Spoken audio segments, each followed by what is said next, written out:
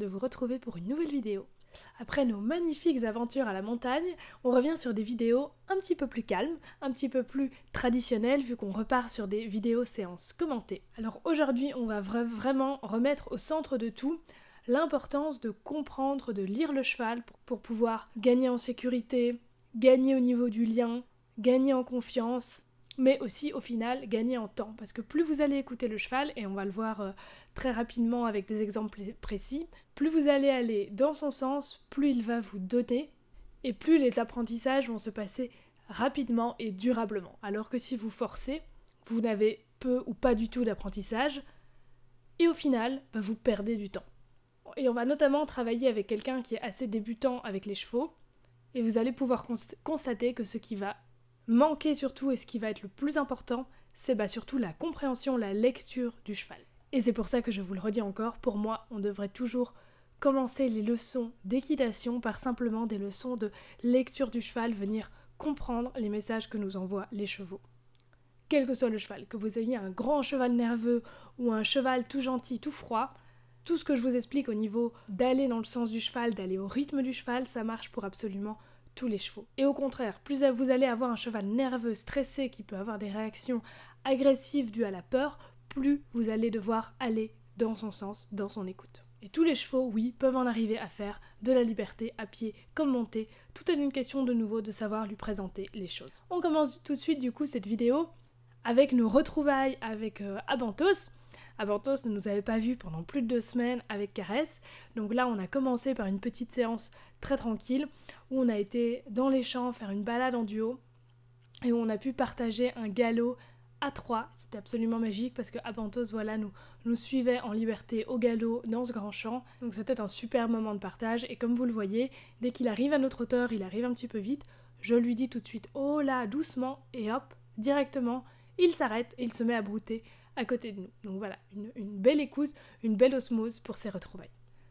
Après ce petit mot d'introduction, on commence tout de suite dans le cœur de notre séance avec la première séance avec Sylvain, donc l'ami qui nous a accompagnés à la montagne et qui, comme je vous le disais, est un petit peu débutant avec les chevaux. Il a à peu près 1 an d'équitation, mais seulement en fait de l'équitation montée. Et donc on va voir que l'équitation montée, ça n'apprend pas du tout le savoir-être et la lecture du cheval.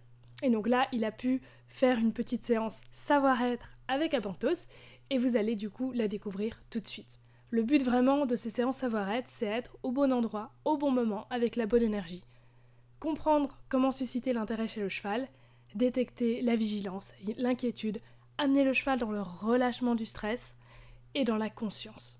Que le cheval soit 100% avec nous. Une fois qu'on a un cheval qui dit oui, ça vous allez le voir dans les images ensuite, il est léger comme une plume, parce qu'il est dans le consentement total, parce qu'il sait que ses noms sont respectés.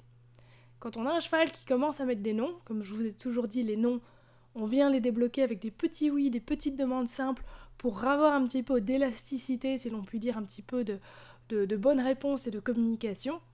Mais surtout, on travaille dans l'écoute. On ne vient pas de front contre un nom en disant si, je veux absolument que tu le fasses, jusqu'à que le cheval cède. Parce que là, on aura un cheval de moins en moins léger, de plus en plus rétif.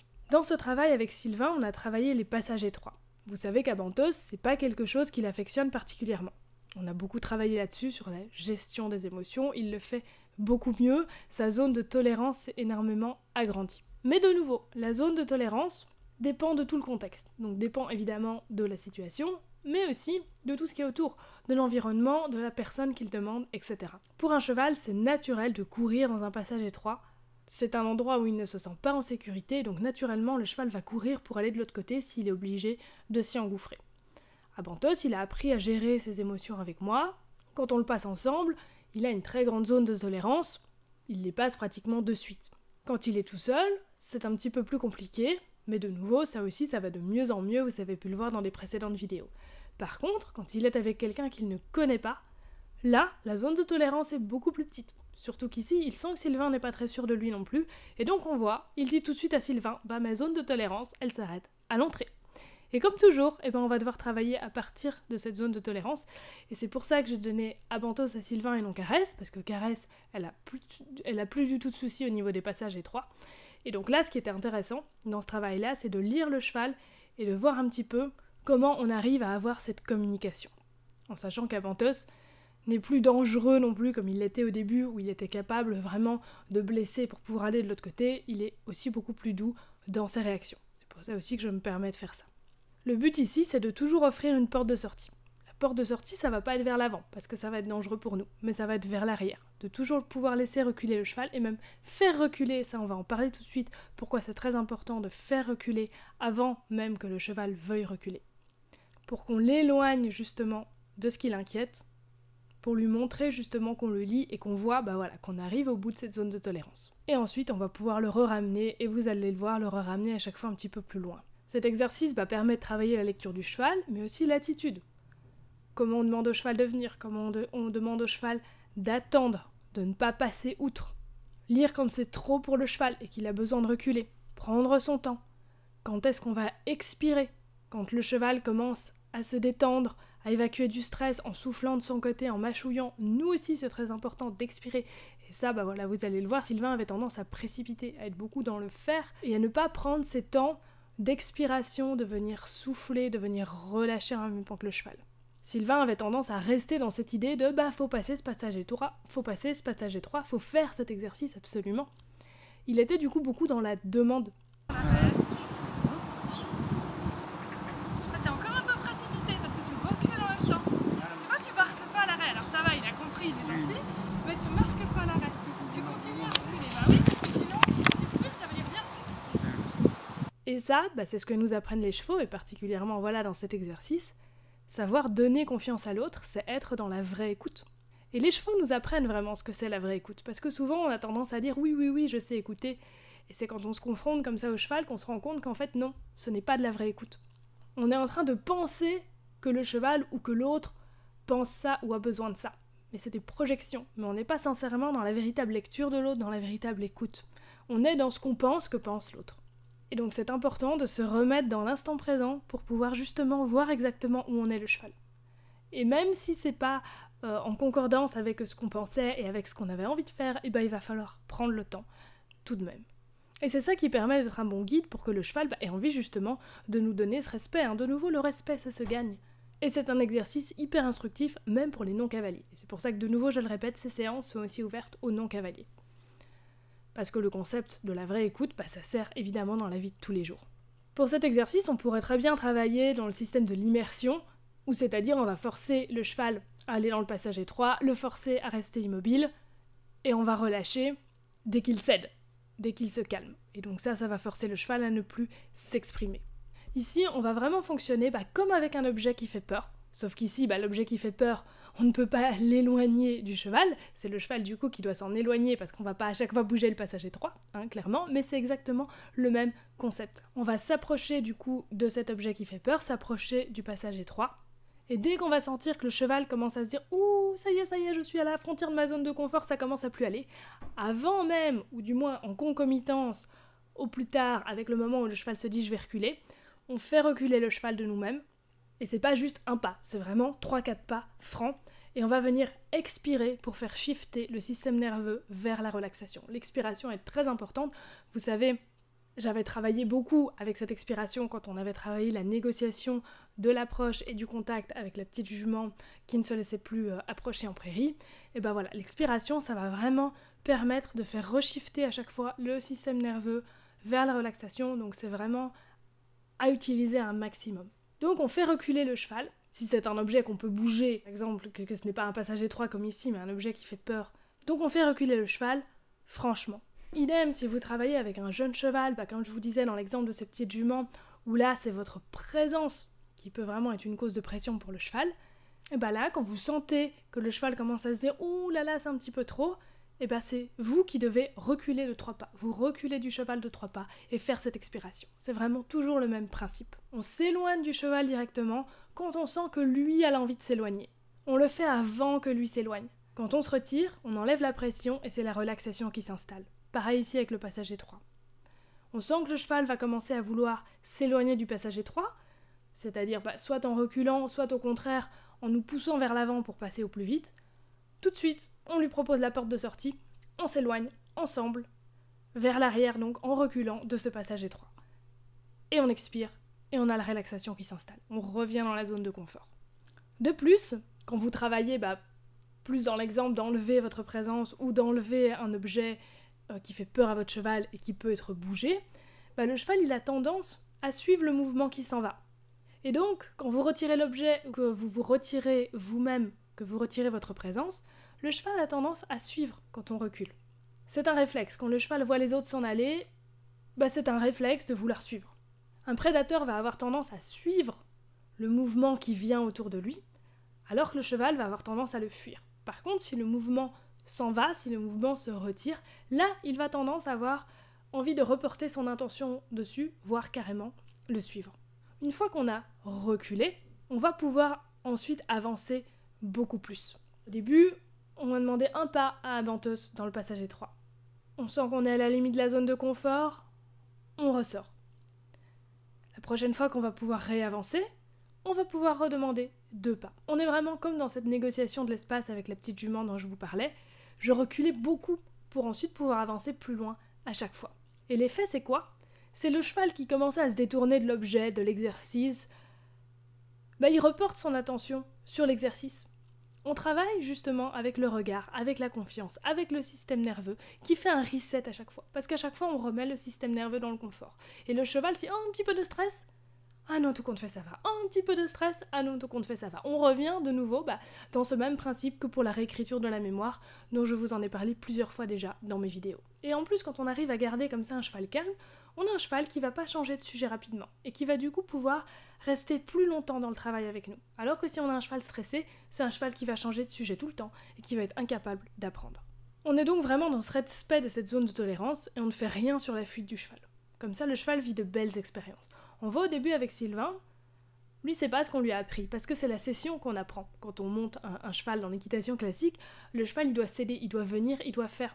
Et donc même si Sylvain a les meilleures intentions du monde, parce que lui il adore ma façon de travailler, il me dit souvent que justement il veut travailler dans le respect du cheval, etc. Et malgré ça, malgré les meilleures intentions du monde, comme il n'a pas cette lecture, cette compréhension encore, parce que c'est pas ce qu'on enseigne en équitation classique, il a ce geste d'empêcher la fuite. Quand Abantos veut reculer, il l'empêche de reculer. Parce que lui, il est dans son idée, on va faire l'exercice et viens, je suis gentil, je vais t'amener. Mais ça, ce geste, c'est clairement, forcer le cheval à rester, l'empêcher de se remettre dans la zone de confort. Ne pas lire les signes, parce qu'en plus de l'empêcher de reculer, on ne recule pas nous-mêmes. Parce que comme je vous ai dit, ce qui est vraiment important, c'est que nous-mêmes, on éloigne du cheval avant que lui s'en aille seul. C'est très important que ce soit nous qui éloignons le stress du cheval, ou nous qui éloignons, comme ici, le cheval du stress, on l'enlève du passage étroit, parce que comme ça, le cheval se dit « Oh, mais mon humain, il voit tout, il comprend tout, il a vu que ça allait être compliqué pour moi, et c'est lui qui a donné la solution. C'est lui qui a donné cette solution de « on sort par l'arrière ». Parce qu'en plus, si on laisse le cheval, dans ce passage étroit, trouver sa solution tout seul, sa solution, ça va être, comme Abantos l'a fait plusieurs fois avec Sylvain, quand Sylvain ne donnait pas de solution, il le poussait pour sortir vers l'avant. Là, on donne une solution au cheval qui est plus confortable pour tout le monde. Et le cheval se dit « Ah mais il est super cet humain, avec lui c'est super confortable de travailler. Il sait avant moi quand ça va pas aller, et il me montre une super solution. » Et donc, Sylvain n'avait pas ce réflexe-là, et il a fallu un petit moment évidemment pour que le réflexe s'en aille, surtout qu'Abantos, une fois que la fuite a été bloquée, une fois qu'il a compris que ça se passait mal dans le passage étroit avec lui, il ne voulait plus retourner avec lui. Il avait très bien compris comment ça se passait à l'intérieur, il avait vécu une mauvaise expérience. Sylvain qui pensait gagner du temps en se disant « Allez, je vais le forcer un petit peu à venir en avant et ça va passer », il a perdu du temps. Parce que du coup, le cheval, la fois d'après, il a plus voulu y retourner du tout. Alors que quand on travaille, vous voyez, comme quand j'ai repris Abantos pour lui montrer un petit peu les petits avancés, les petits reculés, je recule beaucoup, oui, mais à chaque fois, je vais plus loin. Et à la fin, j'ai un cheval qui passe le passage sereinement. Le seuil de tolérance de votre cheval peut au début être très petit. Caresse, regardez, quand je l'ai eue, elle avait peur de tout ce qui touchait à ses jambes, de juste regarder ses jambes, c'était déjà trop pour elle. Maintenant, son seuil de tolérance est plus grand. Chaque cheval a le sien. Ça sert à rien d'essayer de comparer, mais l'idée, c'est toujours de partir de ce petit seuil-là et de venir l'agrandir progressivement. Et cette méthode-là, je vous en ai parlé déjà plusieurs fois dans les vidéos, mais c'est vraiment au centre de tout, ça marche pour tout, même pour l'anxiété de séparation, je vous en ai déjà parlé également. Quand on va devoir séparer deux chevaux qui sont stressés quand ils ne sont plus en présence, on va commencer par annoncer aux chevaux qu'on va les séparer, qu'on va aller là-bas avec un des deux chevaux, pareil, en parlant beaucoup avec le regard, en regardant l'endroit où on veut amener le cheval, en scannant déjà à distance cet endroit, en le pointant avec les mains, toujours cette même idée, on regarde l'objet qui fait peur, Ici, c'est simplement l'objet qui fait peur, c'est l'idée d'aller là-bas tout seul, c'est l'environnement là-bas tout seul, et on regarde cet endroit, on se place entre l'objet qui fait peur, entre cet endroit et le cheval, on expire, et on scanne vraiment cet environnement pour le sécuriser à distance. Un petit peu comme j'avais fait avec Caresse à la montagne, où je montrais avec mes mains l'endroit exact où je voulais qu'elle passe sur le chemin. Là c'est pareil, on montre à distance, on scanne à distance, on explique au cheval ce qu'on va faire. Puis on va quitter l'autre copain, on va séparer les chevaux. Au début on va les séparer de 2 pas. Et puis dès qu'on sent que ça s'inquiète, on revient, on remet les chevaux en présence. Pareil, on agrandit la zone de tolérance petit à petit. Toujours en expirant, en faisant shifter ce système nerveux. On va jamais dans les grosses inquiétudes et on pense toujours à relâcher. C'est vraiment une sorte de thérapie du système nerveux à travers la respiration, à travers les expirations. Évidemment, que ce soit dans l'anxiété de séparation, dans le passage étroit, dans la découverte d'un nouvel objet impressionnant, d'un nouvel exercice impressionnant, je continue toujours à me placer, comme je vous ai dit, au devant de l'objet. Vous voyez, dans le passage étroit, ça je vous l'ai toujours dit aussi, c'est toujours moi qui vais au devant de l'objet, je n'envoie pas le cheval. Et je mets beaucoup de joie, ça évidemment c'est toujours valable, pour donner envie au cheval évidemment d'aller au devant de cet objet. Il ne suffit pas de reculer à chaque fois qu'il y a une tension, il faut aussi donner envie au cheval d'aller vers cet objet, donc le principe de la joie est vraiment toujours fondamental. Et si on n'a pas de signe que le cheval se dit pas « Ouh, ça commence à être trop pour moi », évidemment on n'est pas obligé de reculer forcément. Si le cheval est bien, on peut simplement rester arrêté, nous on avance un petit peu plus au devant de l'objet, on met un peu de joie et on propose au cheval de nous rejoindre. Avec mes chevaux, comme vous l'avez vu souvent dans mes vidéos, j'ai rarement besoin de faire cette étape vraiment de reculer parce qu'ils sont profondément ok et donc un arrêt suffit et puis ils me rejoignent comme ça petit à petit. Mais voilà, dans le cas ici avec Apantos, vous avez eu un bel exemple que quand il y a de la tension, quand le cheval n'est plus ok, tout de suite on recule avant que le cheval ne le demande de lui-même. Et donc cette idée vraiment de se mettre entre l'objet et le cheval, ça permet vraiment au cheval de lui montrer que vous faites barrière. C'est pareil sur la route. Si quelque chose effraie votre cheval sur le bord de la route, mettez-vous entre le cheval et l'objet.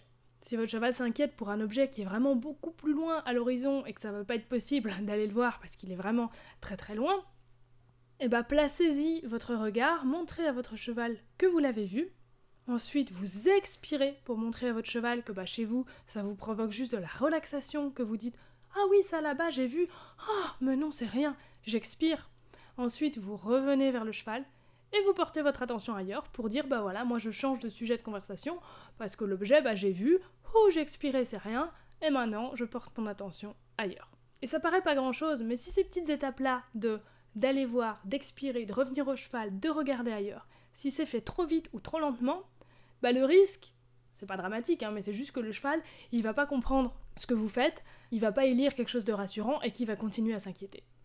Donc c'est des choses qui paraissent simples, mais c'est quand même important de venir s'entraîner à les faire, pour avoir les bons réflexes et puis surtout le bon timing, pour que le cheval puisse dire « Ah, il est en train de faire quelque chose d'intéressant là, je vais faire comme lui, je vais regarder là-bas et puis « Ah oui, il a raison, c'est rien » et je vais porter mon attention ailleurs. » Et donc c'est pour ça que je propose aussi tous ces accompagnements, pour pouvoir vous accompagner, que ce soit en visio ou en présentiel, c'est encore mieux, pour vous apprendre à avoir ce bon timing et ces bons réflexes. Et l'idée, c'est toujours de permettre au cheval de se gérer émotionnellement, de comprendre son environnement.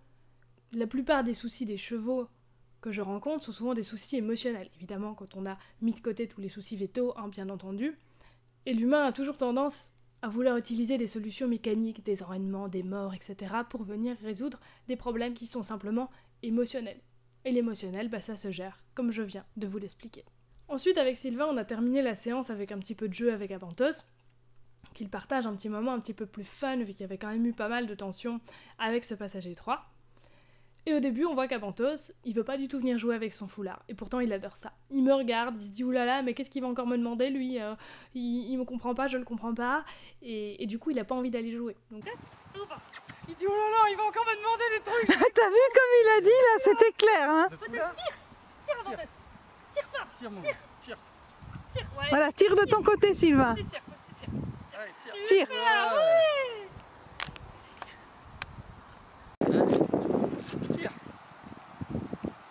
ouais. En jouer avec de la joie. Oui. Oui.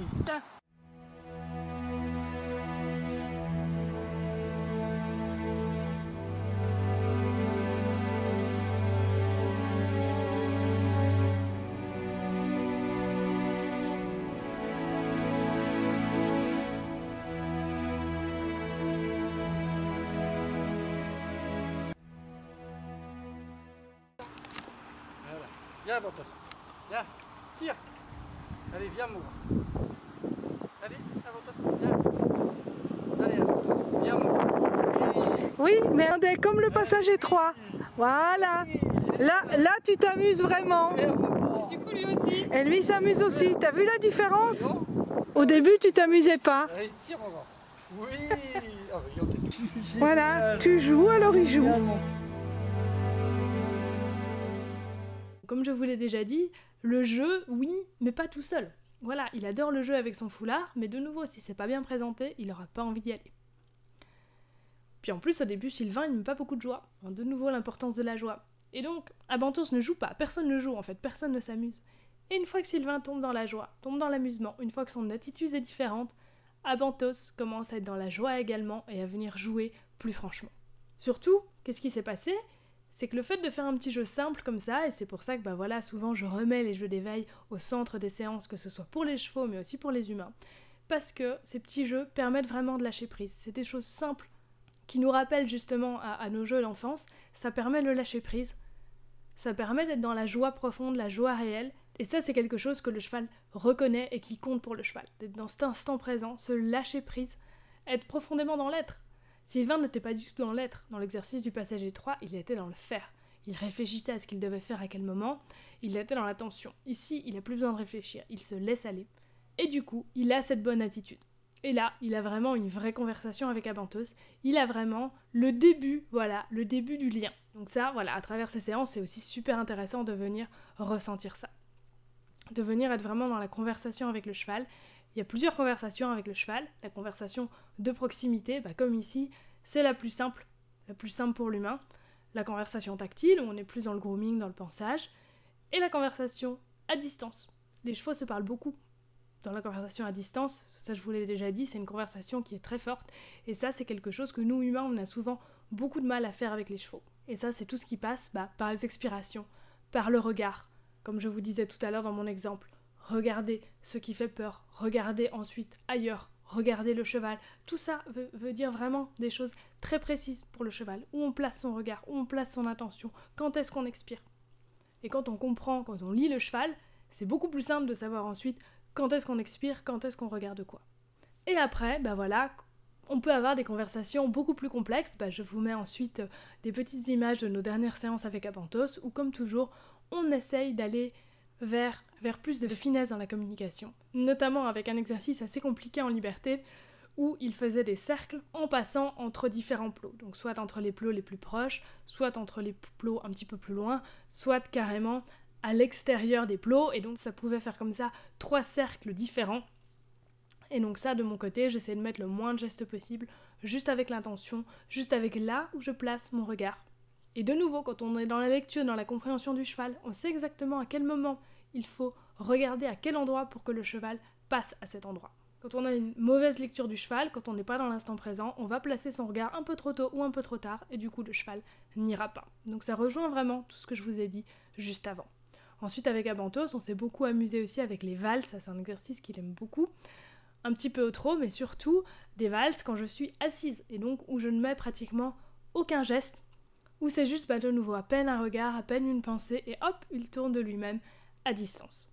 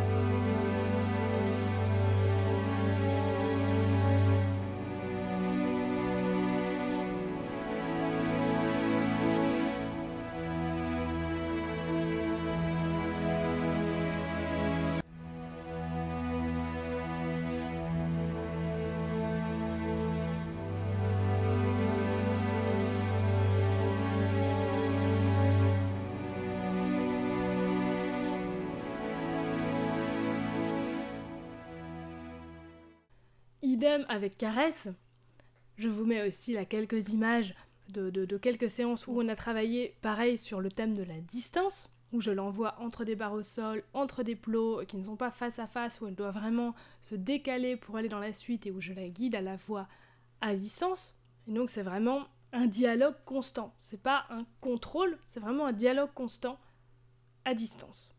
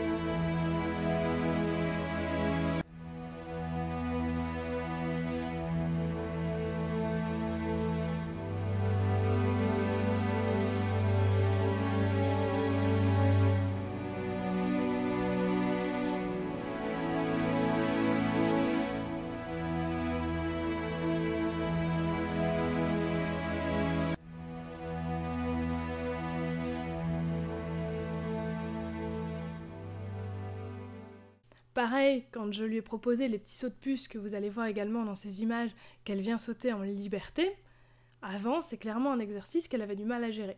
Vous savez qu'elle a beaucoup plus de mal qu'Avantos à gérer ses pieds dans l'allure, surtout quand elle est seule. À cheval, ça passe très bien. Mais seule, à pied, même des fois un obstacle seul, elle a tendance à pas vouloir trop passer. Ou à le faire dans la fuite, et à se dépêcher pour que ce soit fini. Ici, elle a réussi à le faire, d'obstacle de fois en fois, vous voyez, en se précipitant moins, en prenant vraiment son temps sur les barres. À la fin, elle l'a carrément fait au trot, et donc ça, c'est super en fait, parce que moi aussi, avec mon énergie, je lui disais, hop, voilà, on y va, dynamisme, on s'arrête pas au milieu, mais par contre, je veux que tu mettes plus de calme. Et donc ça aussi, c'est une conversation importante à avoir à distance, à pouvoir demander à son cheval, de oui, on y va, on met du dynamisme, on est dans l'allure, mais cool, tranquille. Et là, carrément, si j'avais voulu même à un moment donné l'arrêter dans l'exercice à distance, ça aurait été possible. Je ne l'ai pas fait, parce qu'elle a, comme je vous ai dit, c'est quelque chose qu'elle a parfois encore du mal à gérer, et donc je ne veux pas lui rendre la tâche trop compliquée non plus. Mais vous voyez que, voilà, de fois en fois, elle se cale un peu plus sur mon rythme, et elle arrive à y aller de plus en plus calmement. Ensuite, tant qu'on parle de ça, je vous remontre quelques petites images de caresses qui continuent à progresser à l'obstacle. On se souvient toujours d'où on part, je vous remets, j'aime bien régulièrement vous remettre les images de nos débuts où on voyait que c'était clairement la galère. Mais de nouveau, en travaillant à son rythme, dans l'écoute, on arrive vraiment à des choses vraiment fantastiques. Surtout, comme je vous le dis, on se concentre sur le calme, sur la sérénité à l'abord. Vraiment de gros progrès ces derniers mois sur son équilibre et sur son mental. Elle aborde les obstacles comme si elle avait fait ça toute sa vie, dans la régularité. C'est vraiment un plaisir.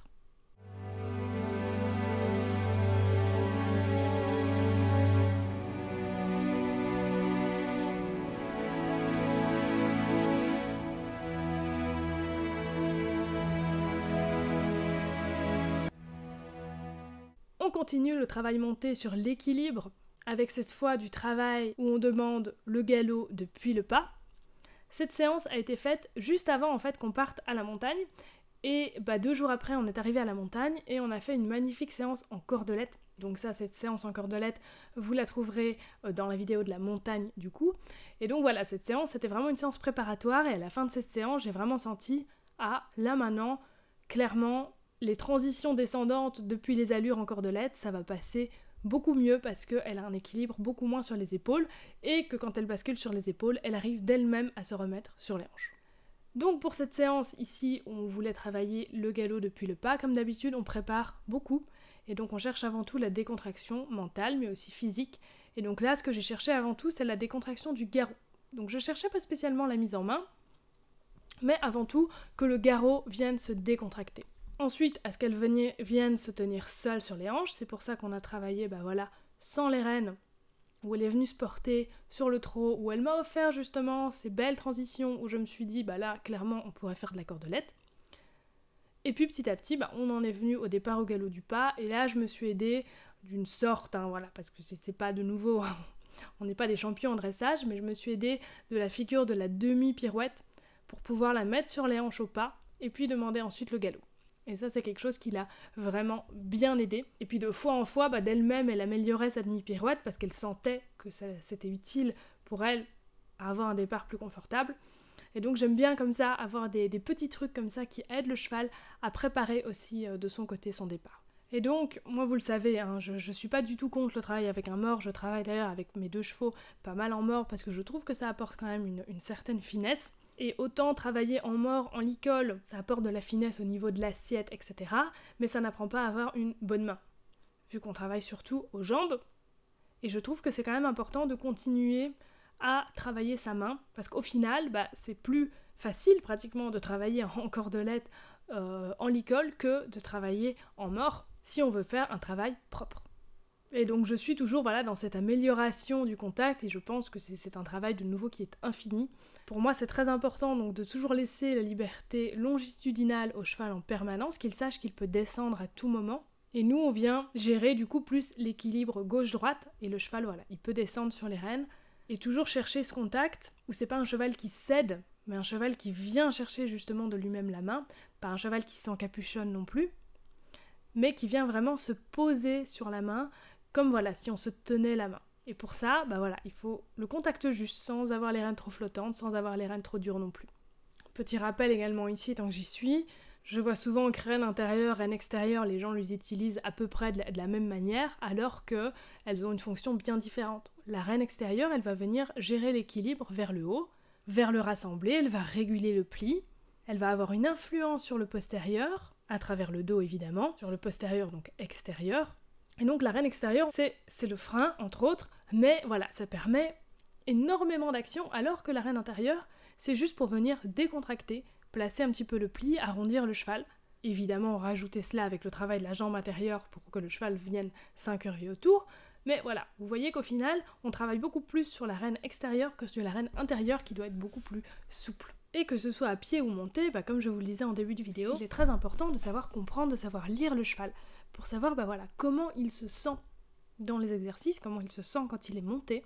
Donc ça, je vous en avais déjà parlé un petit peu dans plusieurs vidéos, je vous avais même montré plusieurs tableaux où on peut voir, toute une liste de signes, de postures qui montrent que le cheval est en douleur ou pas. Ici, avec Abantos, on a eu récemment des petites douleurs au niveau du grasset à gauche, et c'était assez infime parce que quand le veto est venu, autant la veille, il boitillait un petit peu, autant quand le veto est venu, on voyait plus rien, mais à la radio, on a vu qu'en effet, il y avait un petit peu d'arthrose à cet endroit-là. Rien de bien dramatique, mais ce qui peut expliquer qu'il puisse être gêné par moment. Et donc, on le voit ici dans les vidéos. Moi, je le sentais clairement pas aussi à l'aise que d'habitude. Et après, quand j'ai regardé les vidéos, on voit que déjà la locomotion est pas top. Au niveau du postérieur gauche, il le levait beaucoup plus que d'habitude. Mais aussi, ici, si on prend juste les photos, on voit les naseaux pincés, l'œil un petit peu en triangle, que ça veut dire que les muscles autour de l'œil sont tendus, et quand on a un cheval qui a vraiment comme ça cet œil un petit peu en triangle, c'est vraiment qu'il y a douleur quelque part. Et donc savoir lire aussi bien le mental que le physique du cheval, c'est très important. Et savoir aussi quoi regarder, parce que quand on regarde un cheval fonctionner, on dit d'accord, mais je regarde quoi, je vois pas forcément boiter, comme là avec Abantos, vous voyez pas vraiment une franche boiterie. Mais on voyait des signes extérieurs qu'il y avait quelque chose qui n'allait pas. Ce qui est très intéressant aussi à regarder, c'est les pieds du cheval. Surtout si on a un souci chronique qui dure depuis longtemps, ça va se voir dans les pieds. Parce que le pied, ça peut être une conséquence du fonctionnement du reste du corps, mais évidemment, ça peut aussi être une cause. Si le cheval a mal au pied, le cheval va venir compenser ailleurs dans son corps et créer des douleurs ailleurs. Mais globalement, on voit beaucoup de choses dans les pieds. Si on change la construction musculaire de votre cheval, tout ce qui est tension physique ou même mentale, ça va impacter la façon dont le cheval va poser ses pieds. Il faut vraiment voir le cheval comme un tout.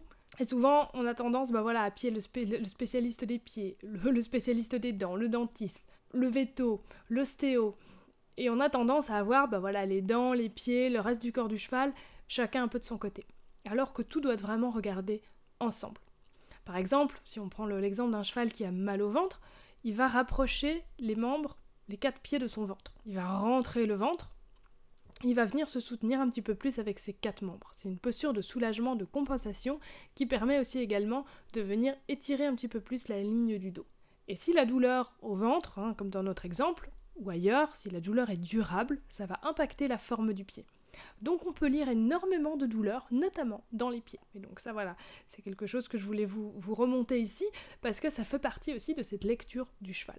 Évidemment, on ne voit que ce qu'on connaît, et donc de nouveau, on en revient à cette importance de s'intéresser à la biomécanique, aux pieds de vos chevaux. Voilà, moi c'est pour ça que j'ai fait une petite formation en parage, une formation en biomécanique. Alors je ne suis pas une experte évidemment, mais ça permet simplement d'attirer mon œil quand je vois certaines choses pour pouvoir dire tiens, il faudrait peut-être qu'ils voient un petit peu l'ostéo, ou pour travailler, comme je vous disais tout à l'heure avec Caresse, on va travailler un petit peu la décontraction du garrot. Voilà, savoir observer pour pouvoir adapter ensuite le travail.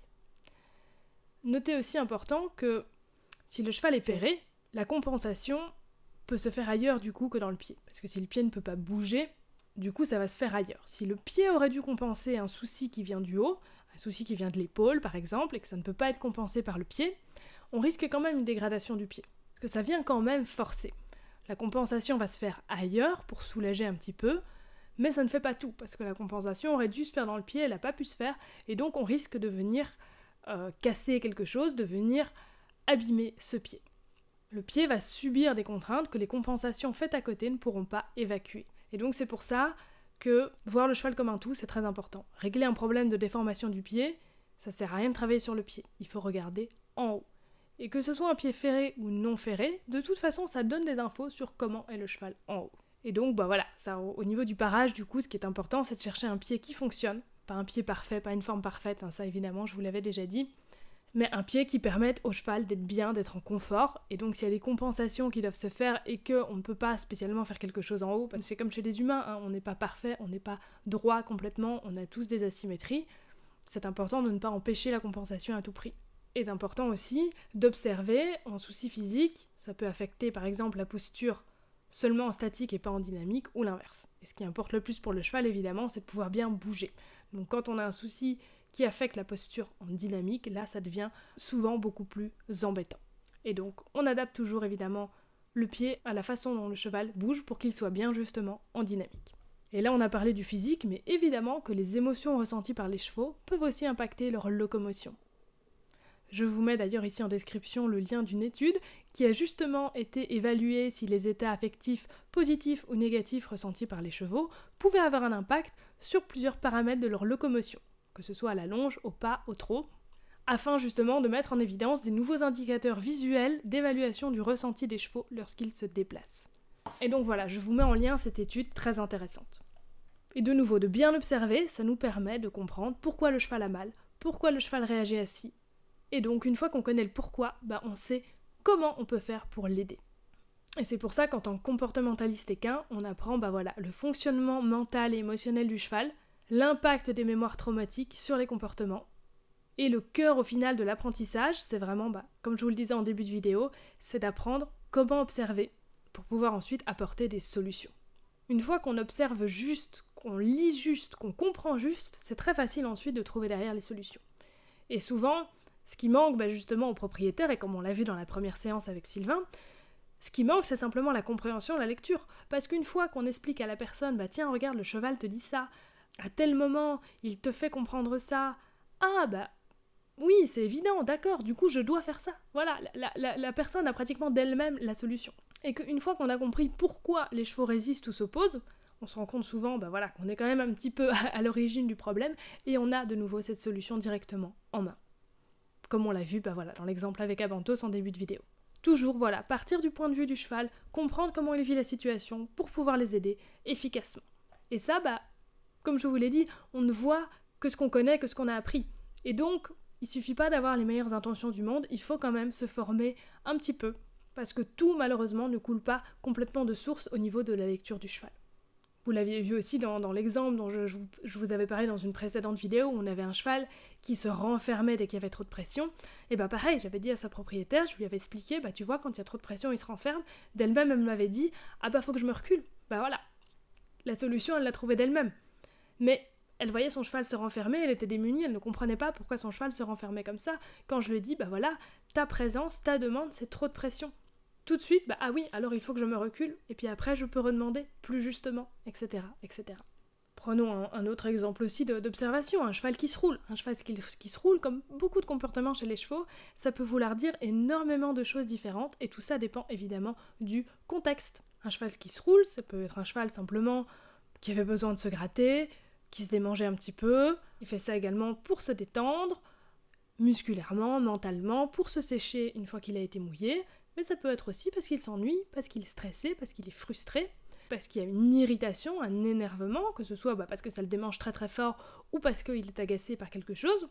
Ça peut aussi être pour marquer son odeur. Donc voilà, un même comportement peut vouloir dire énormément de choses, et donc il faut savoir quoi observer. Le comportement, ok, mais aussi observer qu'est-ce qui se passe avant, qu'est-ce qui se passe après, pour comprendre le contexte.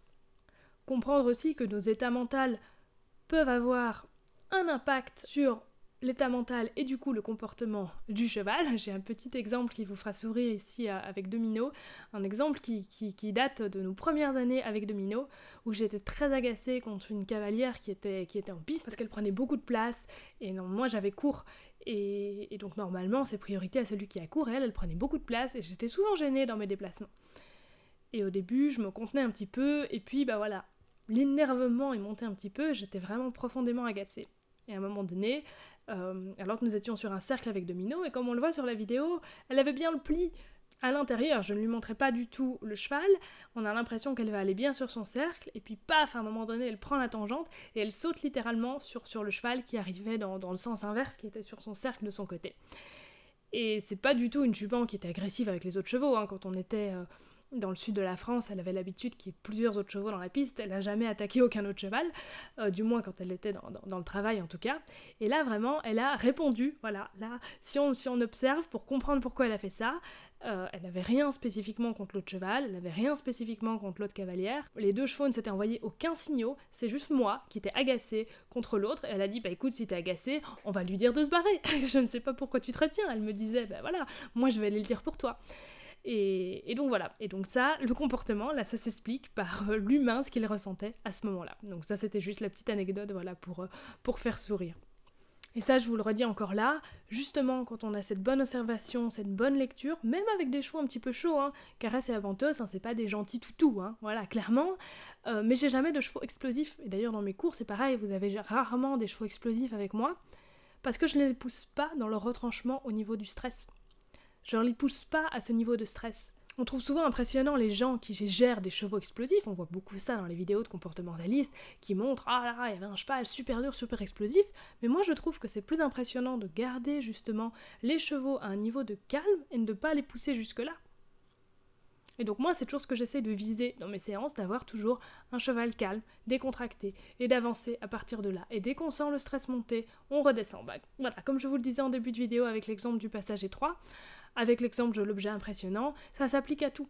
Avec n'importe quelle situation, avec n'importe quel problème où le cheval va venir se stresser, se monter en pression, dès qu'on sent que ça monte, on redescend, on revient. Et puis après on repropose et on va à chaque fois un petit peu plus loin. C'est toujours la même façon d'aborder les choses, et c'est pour ça que vous verrez avec moi très rarement des chevaux complètement explosifs, parce que je ne vais pas jusque-là, parce que de nouveau, bonne lecture, bonne compréhension du cheval. Écoutez le cheval, allez à son rythme.